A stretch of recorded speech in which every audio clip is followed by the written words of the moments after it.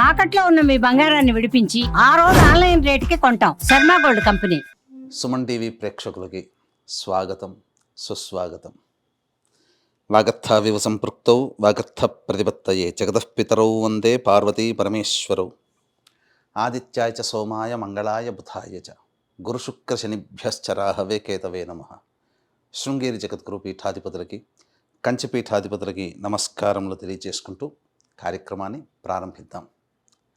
వీక్షించేటువంటి Suman TV ప్రేక్షకుల్లో ఈ 2025 సంవత్సరం అయిపోవచ్చింది.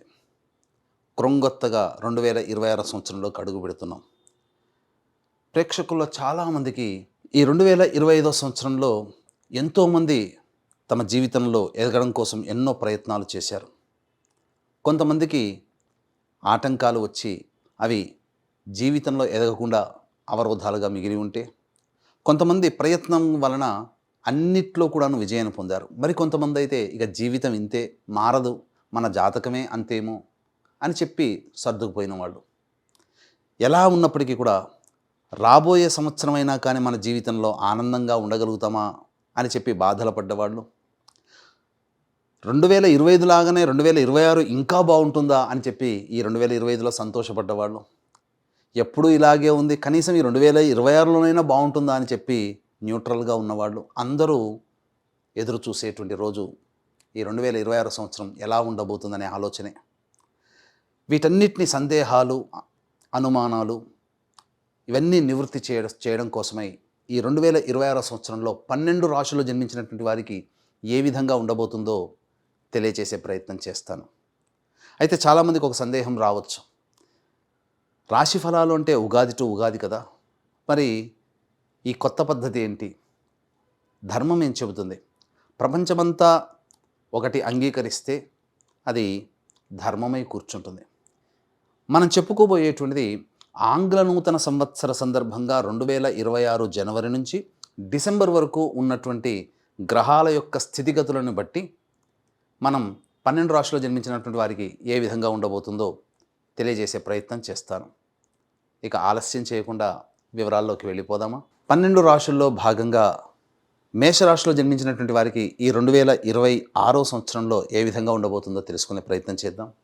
గమనించినట్లయితే మేషరాశిలో జన్మించినటువంటి వారికి ప్రధానంగా గురుడు, నవగ్రహాల్లో అత్యంత శుభకరుడు గురుడు.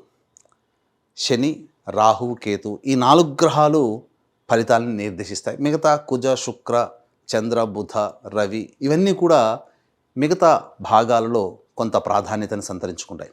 అయితే ఇక ఈ యొక్క గురుగ్రహము మార్చి 14వ తారీఖు వరకు మిథున రాశిలో సంచారం చేస్తుంటాడు.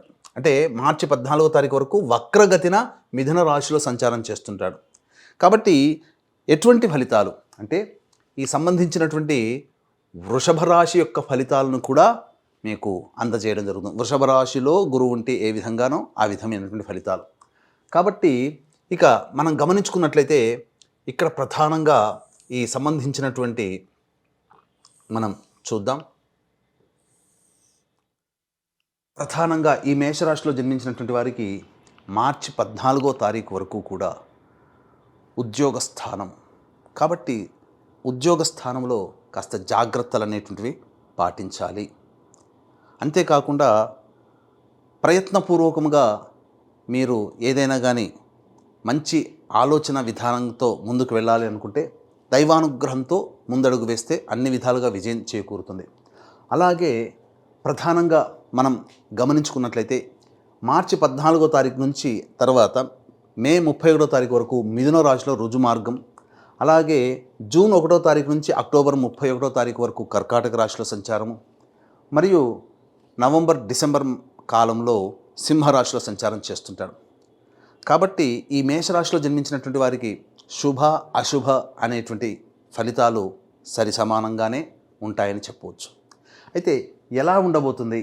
ప్రధానంగా ఈ మేషరాశిలో జన్మించినటువంటి వారికి అందరికీ తెలిసిందే ఏలిన నాడి శని ప్రభావం అనేటువంటిది ఉంటుంది. ఈ ఏలిన నాడి శని ప్రభావం అనేటువంటిది ఉండడం వల్ల కొన్ని కష్టాలు అనేటువంటివి తప్పవు, సాధారణమే అది. కానీ ఎల్లప్పుడూ ఒకే విధంగా ఉంటుందా అంటే జూలై 26వ తారీఖు వరకు కూడాను రుజుమార్గంలో ప్రయాణం చేస్తూ 26వ తారీఖు నుంచి డిసెంబర్ 16వ తారీఖు వరకు వక్రగతిన శని యొక్క ప్రభావం అనేటువంటిది ఉంటుంది. ఈ కాలంలో ఈ యొక్క మేషరాశిలో జన్మించినటువంటి వారికి జూలై 26 వరకు శని కొంత అవయోగాన్ని కలగచేసిన 26వ తారీఖు జూలై నుంచి డిసెంబర్ 10వ తారీఖు వరకు యోగకరుడుగా మారబోతున్నాడు. యోగాన్ని ఇవ్వడానికి సిద్ధంగా ఉన్నాడు. ఇక గురుగ్రహం కూడా చూసుకున్నట్లయితే ప్రధానంగా గురువు మిథున రాశిలో సంచారం చేస్తూ వక్రగతి ఉన్నటువంటి కారణం చేత మార్చి 14వ తారీఖు వరకు శుభమైనటువంటి యోగమే అని చెప్పవచ్చు. అయితే ఇంతకుముందు చెప్పాను, ఈ యొక్క గురువు యోగిస్తున్నా శని యోగించలేకపోతున్నాడు. కాబట్టి ఏం తెలియచేయబడుతుంది ఈ గ్రహాల యొక్క స్థితిగతులను బట్టి ఈ మేషరాశిలో జన్మించినటువంటి వారికి అనంటే, ప్రధానంగా గమనించాల్సినటువంటి అంశము శని కష్టాన్ని సూచిస్తాడు, గురువు పనులలో అనుకూలతను సూచిస్తాడు. కాబట్టి మార్చి 14వ తారీఖు వరకు కూడా గురువు అనుకూలంగా ఉండబోతున్నాడు మేషరాశి వారికి. ఈ కారణం చేత శని కష్టం అంటే నిజాయితీగా మీ యొక్క కష్టాన్ని మీరు నమ్ముకోండి. తత్ఫలితముగా గురువు దైవం రూపంలో మానవ రూపంలో మీకు ఈ మార్చి 14వ తారీఖు వరకు అనుగ్రహిస్తున్నాడు. ఇది అన్ని విధాలుగా యోగదాయకంగా ఉండేటువంటి సమయం. ఈ యొక్క గురువు యొక్క ప్రభావము భాగస్వామ్యం మీద, అలాగే ఈ సంబంధించినటువంటి ఉద్యోగము, విదేశీ యానానికి సంబంధించినటువంటి మీద, మరియు జ్ఞానానికి సంబంధించినటువంటి మీద. కాబట్టి ఏదైనా కానీ మేషరాశిలో జన్మించినటువంటి వారికి ఒక మంచి కోర్స్ ఏదైనా కానీ, డిప్లొమా లాంటిది కానీ, లేదా అదనపు అర్హతకి మీరు పొందే అవకాశము, ఆ జ్ఞానాన్ని మీరు పొందుతారు. అనగా ఏదైనా ఒక ఎడ్యుకేషన్ సిస్టంలో ఉంటారు, కొత్త విద్యను నేర్చుకుంటారు. అలాగే ఈ యొక్క మేషరాశిలో జన్మించినటువంటి వారికి ప్రధానంగా విద్యార్థులకి మార్చి 14వ తారీఖు వరకు కూడా అనుకూలం ఉండేటువంటి సమయం. ఈ సమయంలో చక్కగా కష్టపడే ప్రయత్నం చేయండి. శని కష్టాన్ని సూచిస్తున్నాడు, దైవ అనుగ్రహం గురువు ఇస్తున్నాడు. కాబట్టి విద్యార్థులకి అనుకూలంగా ఉండేటువంటి సమయం కాబట్టి ప్రయత్నం చేయండి. విద్యార్థులు ఈ యొక్క కష్టాన్ని నమ్ముకుంటే మార్చి 14 తర్వాత వచ్చేటువంటి గురుగ్రహ యొక్క సంచార ప్రభావము మీకు ఉపయోగపడుతుంది. మే 31వ తారీఖు వరకు మీకు సాధారణమైనటువంటి ఫలితాలను ఇస్తే, అర్ధాష్టమ గురు ప్రభావం వలన జూన్ 1వ తారీఖు నుంచి అక్టోబర్ 31 వరకు పడేటువంటి కష్టాలు ఎక్కువగా ఉంటాయి. కాబట్టి ఈ గురు సంచార ప్రభావము యోగంగా ఉన్నప్పుడే ఎక్కువగా కష్టపడే ప్రయత్నం చేయండి. తప్పకుండా ఫలితం అనేటువంటిది ఉంటుంది. ఎందుకు విద్యార్థులకు చెప్తున్నానంటే, మార్చి 14వ తారీఖు వరకు ఉన్నటువంటి కాలాన్ని కనుక మీరు ఉపయోగించుకోగలిగితే, తదనంతర పరిణామాల్లో శని యోగకారకుడుగా మారి గురువు ఇబ్బంది పెట్టిన ఆ ముందు సంపాదించుకున్నటువంటి దైవ బలం మీకు ఉపయోగపడుతుంది సంవత్సరాంతం వరకు కూడా. ఇక మార్చి 15 నుంచి మే 31వ తారీఖు వరకు సాధారణమైనటువంటి ఫలితాలు. గురుగ్రహం ఇటు శని కష్టాన్ని సూచిస్తున్నాడు, గురువు కూడా సాధారణంగా ఉన్నాడు. కాబట్టి పరీక్షలలో, పోటీ పరీక్షల్లో ఎక్కువగా కష్టపడాలి అని విద్యార్థులకి తెలియచేయడం జరుగుతుంది. మీ యొక్క ఆత్మవిశ్వాసంతోనే మీరు ముందడుగు వేయండి. ఎదుటి వాళ్ళని అనుకరించకండి. కష్టపడండి, తప్పకుండా ఫలితం అనేటువంటిది అనుభవిస్తారు. ఇక నవంబర్ డిసెంబర్ మంత్ కాలంలో గురువు యోగిస్తున్నాడు, శని కూడాను యోగించేటువంటి గ్రహ ప్రభావం. కాబట్టి ఈ యొక్క సంవత్సరాంతంలో మీకు సంపూర్ణముగా యోగదాయకమైనటువంటి పీరియడ్ నవంబర్ డిసెంబర్. మార్చి 14వ తారీఖు వరకు 2.5 నెలలు, ఆఖరి 2 నెలలు సంపూర్ణముగా యోగిస్తూ, మార్చి 15 నుంచి మే 31వ తారీఖు వరకు మిశ్రమమైనటువంటి ఫలితాలు. అలాగే జూన్ 1 నుంచి అక్టోబర్ 31వ తారీఖు వరకు, ఈ June, July, August, September, October ఈ 5 నెలలు కాస్త కష్టమే. ఏం జరుగుతుంది? గురుగ్రహం అనుకూలంగా లేని కారణం చేత గృహంలో చికాకులు ఏర్పడతాయి, ధన నష్టం సూచిస్తుంది, గృహ మార్పు, వాహన మార్పులు అనేటువంటి సూచిస్తాయి. కాబట్టి ఏ పని చేసినా సంతోషం పొందలేకపోవడం, పెద్దల యొక్క ఆగ్రహానికి గురవడం, చేస్తున్నటువంటి వృత్తి ఉద్యోగ వ్యాపారాల్లో కొన్ని అనవసరమైనటువంటి నిందలు పడడం అనేటువంటిది ఈ యొక్క మేషరాశిలో జన్మించినటువంటి వారు పొందే అవకాశము గోచరమవుతుంది. ఇక లాభస్థానంలో రాహువు, పంచమ స్థానంలో కేతువు యోగించేటువంటి గ్రహమే. కాకపోతే మనసు స్థిరంగా ఉండలేని తత్వాన్ని ఈ కేతు గ్రహ ప్రభావం వలన మీకు కలుగుతుందని చెప్పవచ్చు.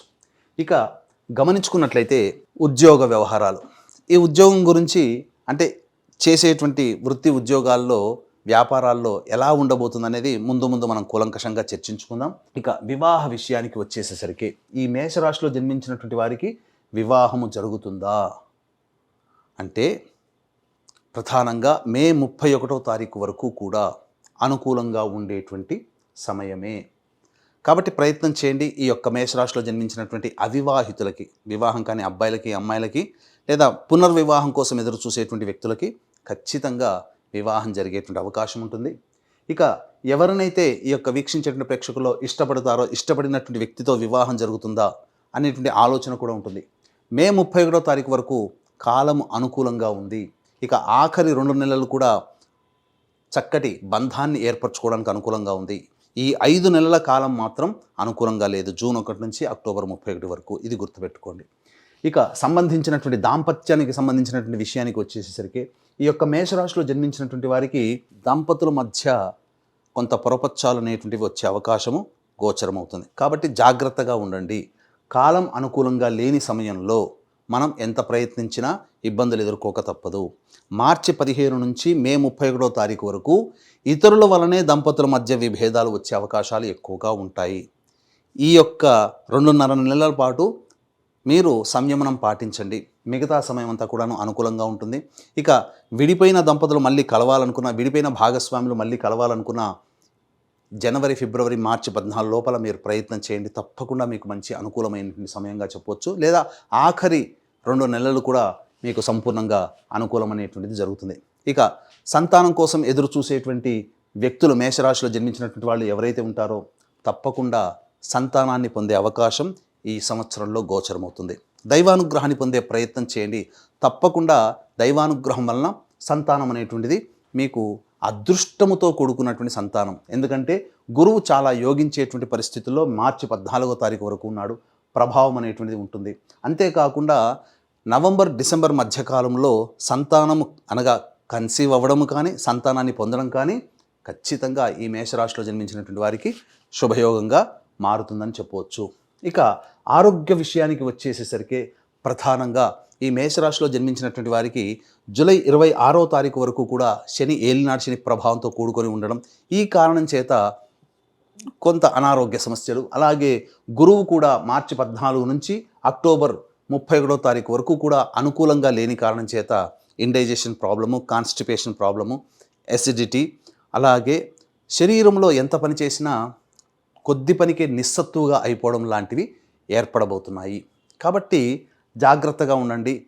ఫుడ్ కంట్రోల్లో ఉంటూ డైట్ని పాటించండి. తప్పకుండా మీకు మంచి జరిగే అవకాశం, అనారోగ్య సమస్యలు అనేటువంటివి తప్పవు ఈ మేషరాశిలో జన్మించినటువంటి ఈ సమయంలో.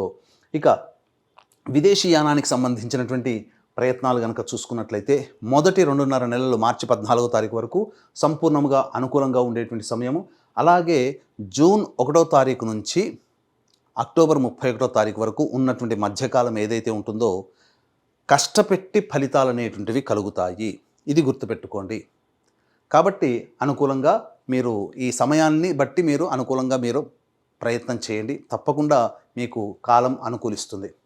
ఇక రాజకీయ రంగంలో ఉన్నటువంటి వారికి కనుక గమనించుకున్నట్లయితే పెద్దల యొక్క అండదండలు, అధికారుల యొక్క అనుగ్రహంతో ఆగస్టు, సెప్టెంబర్, అక్టోబర్, నవంబర్ ఈ 4 నెలల కాలంలో మీరు నామినేటెడ్ పోస్ట్ కానీ లేదా ఏదైనా కానీ పదవి పొందేటువంటి అవకాశము ఈ మేషరాశిలో జన్మించినటువంటి వారికి గోచరమవుతుంది. ఈ జూలై లోపల మాత్రం ఏ విధమైనటువంటి ఖర్చులు పెట్టుకోకండి. ఇది మనం గమనించవచ్చు. ఇక సంబంధించినటువంటి వ్యాపార వ్యవహారాల్లో కనుక చూసుకున్నట్లయితే ప్రధానంగా చాలామందికి 2025వ సంవత్సరంలో ఎంతో వ్యాపారాలు చేయాలనుకొని ఆగిపోయిన వాళ్ళు ఈ 2026లోనైనా కానీ కొత్త వ్యాపారం చేయవచ్చా లేదా వ్యాపార విస్తరణ చేయవచ్చా అనేటువంటిది సమయం ఏ విధంగా ఉంటుంది, ఏ వ్యాపారాలకు అని అనుకుంటే ఇక గమనించుకున్నట్లయితే ఈ సంబంధించినటువంటి FMCG products, super markets, restaurant, hotel బిజినెస్లు, జనరల్ స్టోర్సు, అలాగే ఎడ్యుకేషనల్ ఇన్స్టిట్యూషన్స్ అంటే కళాశాలలు, స్కూల్సు, బంగారు వ్యాపారం చేసేటువంటి వాళ్ళు, పికిల్స్, ఫుడ్ అనగా పండ్ల వ్యాపారస్తులు, రోడ్ సైడ్ వెండర్సు, తీర్థయాత్రలు లాంటివి చేసేటువంటి వాళ్ళు, ఇలా దైవ సంబంధమైనటువంటి వృత్తిలో ఉన్నటువంటి వాళ్ళకందరికీ కూడా అభివృద్ధి అనేటువంటిది మార్చి 14వ తారీఖు వరకు సంపూర్ణంగా గ్రహము అనుకూలిస్తుంది. అయితే శని ప్రభావం వల్ల కొన్ని కష్టాలు ఉన్నప్పటికీ దైవానుగ్రహం అనేటువంటిది ఈ యొక్క సంబంధించిన వృత్తుల్లో అభివృద్ధి అనేటువంటిది ఉంటుంది. ఈ సమయంలో మీరు పెట్టుబడులు అనేటువంటి పెట్టుకోవచ్చు. ఇక మే 31వ తారీఖు వరకు సాధారణంగా ఉంటే జూన్ 1 నుంచి అక్టోబర్ 31 వరకు అనుకూలంగా లేని సమయము, సాధారణంగానే ఉంటుంది. వ్యాపార విస్తరణకి మాత్రం అనుకూలంగా కాదు.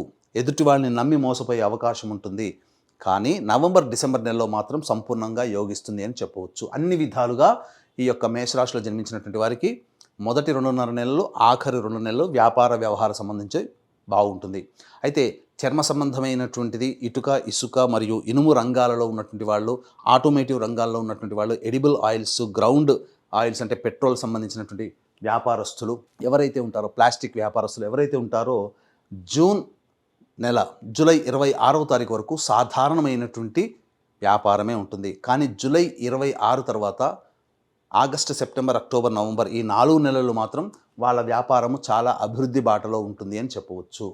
ఇక ఈ యొక్క మేషరాశిలో జన్మించినటువంటి కళారంగంలో ఉన్నటువంటి వాళ్ళ కనుక cinema, TV serials, social media, electronic and printing media రంగంలో ఉన్నటువంటి వాళ్ళకి అవకాశాలు అనేటువంటివి వస్తాయి. అలాగే కీర్తి ప్రతిష్టలు కూడా పెరుగుతాయి. కానీ ధనాన్ని నష్టపోయే అవకాశం ఉంటుంది కాబట్టి జాగ్రత్తలు పాటించండి.